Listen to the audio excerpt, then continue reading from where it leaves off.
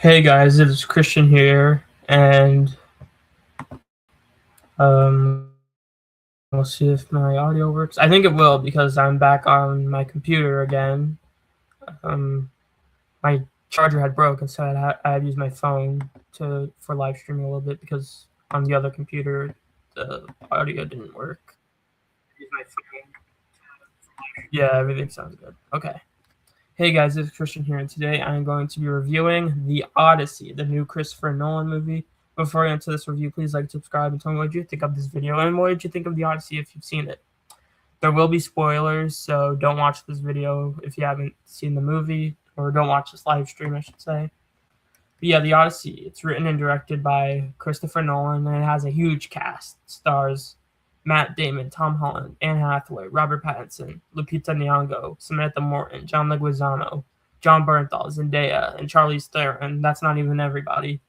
The film follows Odysseus, the Greek king of Ithaca, and chronicles his long and perilous journey home after the Trojan War and his encounters with mythical beings as he attempts to reunite with his wife Penelope. So going into this year, The Odyssey was one of my most anticipated films. No, I think The Odyssey was my most anticipated film for this year. Christopher Nolan, I think, is one of the best directors working today, and I think most of his filmography is just incredible. As you'll see on my Nolan ranking on Monday, a lot of his movies are. I'm a huge fan of a lot of his films. And I thought the trailers for this looked amazing. I can't really speak on the source material, the original Odyssey by Homer, because I haven't read it, but I thought the trailers for this looked absolutely phenomenal. And even amidst all the online hate and everyone calling out at the historical inaccuracies and attacking Lupita Nyong'o and Elliot Page for being in it, I did not let that lower my excitement at all. And it's great to say that after seeing The Odyssey, it did not disappoint me at all in the slightest bit. So first, we're going to talk about the story, the script, and the direction. So The Odyssey is obviously a story that so many people love, and I think Nolan brings it to life in the best way he could. I felt deeply invested in Odysseus' journey to get back home to his wife, Penelope, and his son, Telemachus. If I mispronounced that, I'm sorry. Penelope and Telemachus also have great storylines. One of them involves their home being invaded by suitors, led by Robert Pattinson's Antonius. I'm reading my review from Letterboxd. That's where I'm getting all this. I'm using it as a reference. And the other one involves Telemachus going to Sparta to learn more about his father. And there we get to see John Bernthal, and we get to see Lupita Nyong'o as Helen of Troy. I think Odysseus' story obviously dominates the narrative, but I was able to care about all of the stories going on. The film also balances the spectacle and the story incredibly well. There are so many big films where the spectacle is absolutely insane, but then the story and characters end up feeling very thin. I'll talk about it more in the Nolan ranking, but I can point to Christopher Nolan's film Dunkirk for that, where I think the spectacle is obviously, I think it's one of Nolan's best made films, but it's just the story and the characters didn't quite hook me the way that I wanted to. But this film does not have that problem, I think. The Odyssey is able to have both incredible spectacle as well as an engaging story and great characters.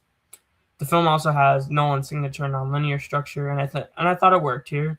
No real issues with that. The script here is excellent, and there's great dialogue in it. I don't think it's as iconic as the dialogue in, say, Oppenheimer, as last film before that, but there's still great dialogue here.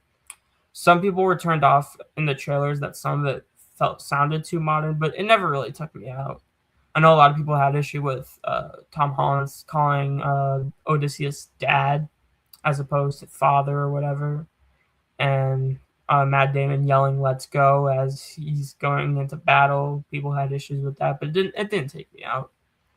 As for Nolan's direction, I think it's perfect. No one else could have directed The Odyssey the way he has, and I think all of the big action sequences were epic. The Cyclops scene was intense. The Circe scene was scary. It was Nolan wants to direct a horror film next, and I think he would be a good fit for horror after watching that scene. And obviously the dialogue scenes were super engaging as well. So I think Nolan's directing and writing show that he was the only person who could tell the story, The Odyssey, in this way, and he did it in the best way possible. Next, for the characters and performances, the Odyssey obviously has a huge cast, and I think everyone here is excellent. Matt Damon's incredible as Odysseus, and he does a great job at making you invested in his journey to get home. I would say Anne Hathaway may actually have given my favorite performance in the film. She was a scene stealer, and she has such a dominating presence as Penelope. Tom Holland, also great as Telemachus. But the performance that may have surprised me the most is John Leguizamo. I thought he was great. He's a bit unrecognizable, but he stood out in his scenes. Then Robert Pattinson was excellent as Antonius, the film's villain, and he was deliciously evil. Samantha Morton's one scene as Cersei was also terrifying. And then other performances I thought were great, although not too much screen time. Zendaya, Lupita Nyong'o, John Bernthal, Charlize Theron, Elliot Page, Himesh Patel, Corey Hawkins, and Mia Goth. I thought they were all great. But they're not really in it too much. The casting for this movie was amazing. I know they cast just a lot of celebrities, but I thought all of them fit the roles very well. And because Nolan's writing was so good and the directing, everyone was able to nail their roles. Finally, you have all the technical aspects. All of Nolan's recent collaborators came back for this film. So pretty much everyone who worked on Oppenheimer were involved with this. Hoyte van Hoytema, his cinematographer. Jennifer Lane, his editor. Ludwig Göransson back as the composer. The production designer is back. The costume designer, I'm pretty sure. And everyone does everyone does absolutely phenomenal work here. The cinematography is stunning. I feel like every Nolan movie has wowed me with the cinematography. The editing I thought was great. The pacing, it's very well paced. It's 2-hour, 52-minute film, but it never felt the runtime. It moved well. It moved in a great pace. Ludwig Göransson's score was amazing. He can't do any wrong. Let's be honest. And I thought it was cool that they didn't use a traditional orchestra for the score. I don't know if it's as memorable as the scores for Tenet or Oppenheimer, if we're just talking about Nolan scores, but it's a great score. Phenomenal. The makeup and hairstyling was great. The production design and costumes were phenomenal. Represented the time period perfectly. The practical effects as well as the visual effects were great. There was the Cyclops and there was the pig transformation when Cersei transforms all the soldiers into pigs. That was great.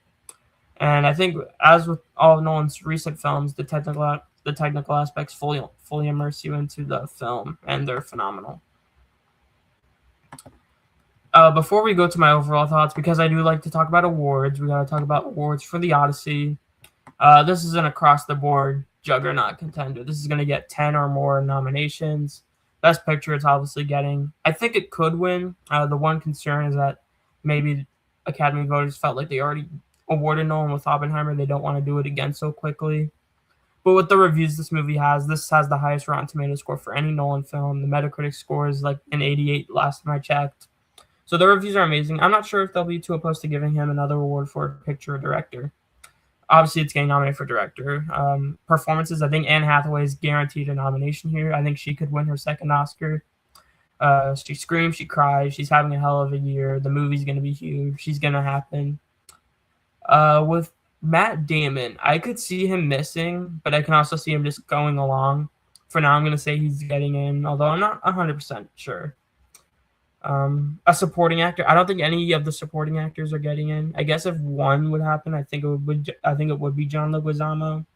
He's been around in the act. He's been acting for a while. He's unrecognizable. He's great in his scenes. So I think if it was anyone, it probably would be him. I guess it could be Tom Holland or Robert Pattinson, but I think Leguizamo makes the most sense. But I don't actually have any other supporting actors getting in. Adapted screenplay, I think, is happening. I guess because of how popular the source material is and how respected it is, I think they will nominate the screenplay. I think casting is happening. They had to cast all these mythological creatures, also all these mythical figures, and literature. Could probably win if the movie's winning Best Picture.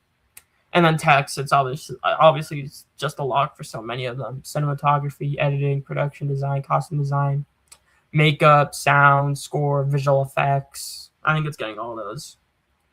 There is one song in the end credits by Travis Scott and James Blake. Although I thought the song was like very like nothing. I don't think it's gonna get nominated. I probably have it in my top 5 just because the song race is so empty right now. We don't know a lot of the song contenders yet, but I don't expect it to actually get nominated at the end of the day. I just have it in because it's the Odyssey. So right now I have the Odyssey getting nominated for picture, director, actor, supporting actress, adapted screenplay, casting, cinematography, editing, production design, costume design, makeup and hairstyling, visual effects, sound, and score. And I just have it in song just because. So realistically, I have it getting 14 nominations, but I have it in 15 for now because song is just impossible to predict right now. Yeah, overall, The Odyssey is another masterpiece from Christopher Nolan. I don't have anything wrong or bad to say about it. The writing is phenomenal. The directing, the characters, acting, and technical aspects are all top notch. And it's one of my favorite films of the year. I'd probably say it's number 2 behind Obsession. I think Obsession just wowed me a little bit more when it comes to the writing and the characters and all that. But the Odyssey is definitely way better on the tech. Is definitely the best technical achievement of the year so far. On a scale of 1 to 10, I would give the Odyssey a 10 out of 10. And you're gonna see where it ranks on the Christopher Nolan ranking on Monday. So yeah, thank you guys so much for watching this movie review. Please like, subscribe, and I'll see you guys next time. Bye.